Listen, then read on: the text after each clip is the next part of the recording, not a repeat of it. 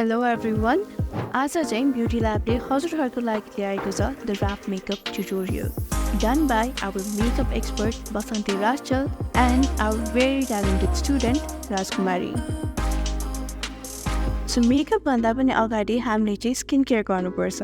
Skin care गरिसकेपछि the first thing that we're gonna do is apply a good moisturizer. Moisturiser राम्रो भएन भने चाहिँ फाउन्डेसन एकदमै नै फ्लेकी र केकी देख्न सक्ने चान्सेस हुन्छ. त्यसैले मोइस्चराइजर चाहिँ एकदमै नै राम्रो नै युज गर्नुहोला. स्किनलाई मोइस्चराइज गरिसकेपछि we are gonna start with making the eyebrows.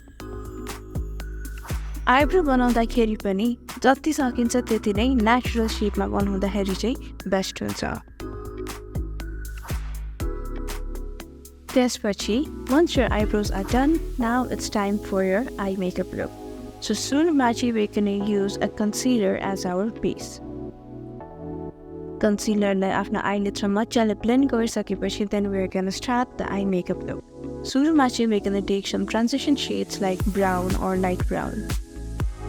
Transition shades लगाइसकेपछि then we are going to go with the darker shades of color. यहाँ चाहिँ हामीले युज गर्छौँ डार्क ग्रीन.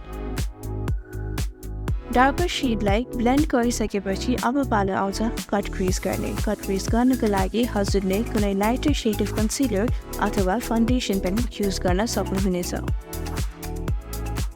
कट क्रिज गरिसकेपछि त्यसलाई एकैछिन सेट हुन दिनुहोस् र सेट भइसकेपछि भने चाहिँ एप्लाई सम ट्रान्जिसन सेड्स.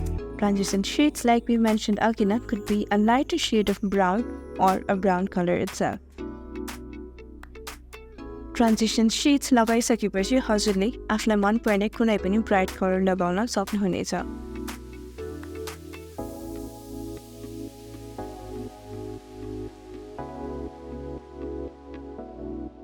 हामीले चाहिँ यहाँ युज गरेको छौँ bright orange, a bit of pink and blue सेड्स.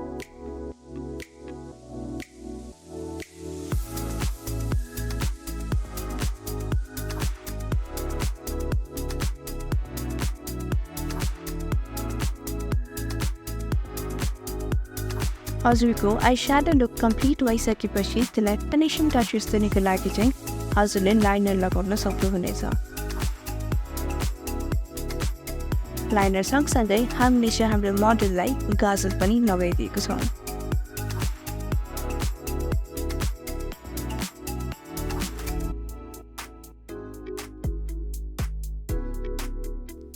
यतिको गरिसकेपछि कुनै फल आउट छ आई स्याडोको भने त्यसलाई क्लिन गर्नुहोस् र त्यसपछि फेरि एकचोटि रिमोइस्चराइज गर्नुहोस् आफ्टर स्किनलाई. स्किनलाई मोइस्चराइज गरिसकेपछि फर्स्टमा चाहिँ we can apply a thin layer of primer. प्राइमरले चाहिँ हाम्रो स्किनलाई स्मुथ बनाइदिन्छ जस कारणले गर्दाखेरि our foundation will look seamless.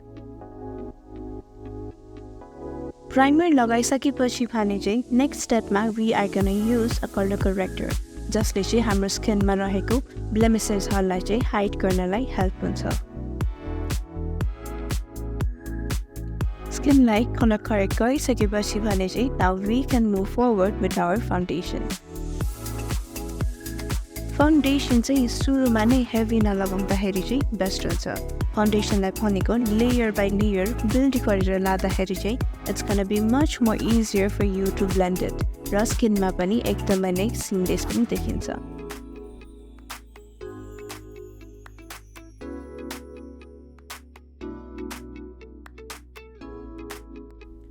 फाउन्डेसनलाई चाहिँ जति सकिन्छ त्यति नै मजाले ब्लेन्ड गर्नुपर्ने हुन्छ, नत्र भए हजुरको फाउन्डेसन एकदमै नै केकी देख्न सक्ने हुन्छ.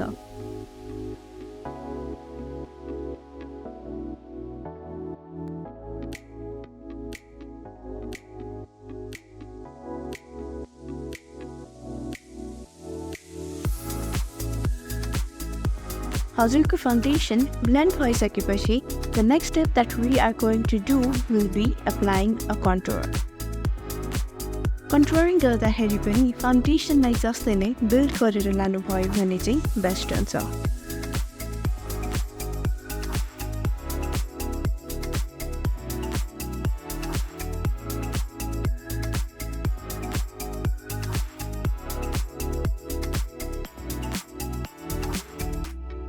कन्टुरिङ सकिसकेपछि भने एन्डमा कुनै सेटिङ पाउडर लिएर आफ्नो मेकअप बेसलाई you would like.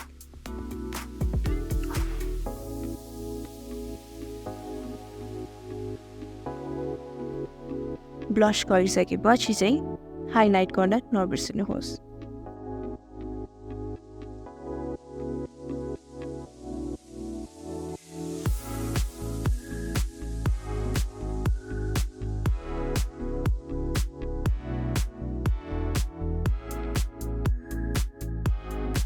हाइलाइटर लगाइसकेपछि भने चाहिँ अब पालो आएको छ लिपस्टिकको.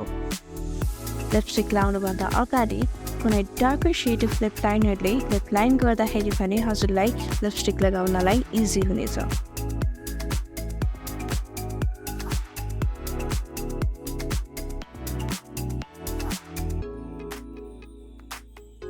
यो लुकको लागि भने चाहिँ हामीले उहाँको लिप्सलाई न्यूड कलर नै गरेको छौँ.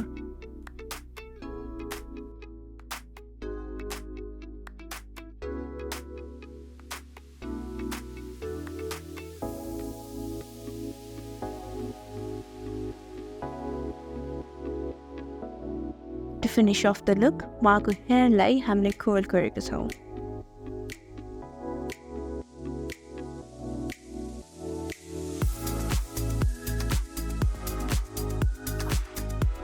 र एन्डमा this is how she looks.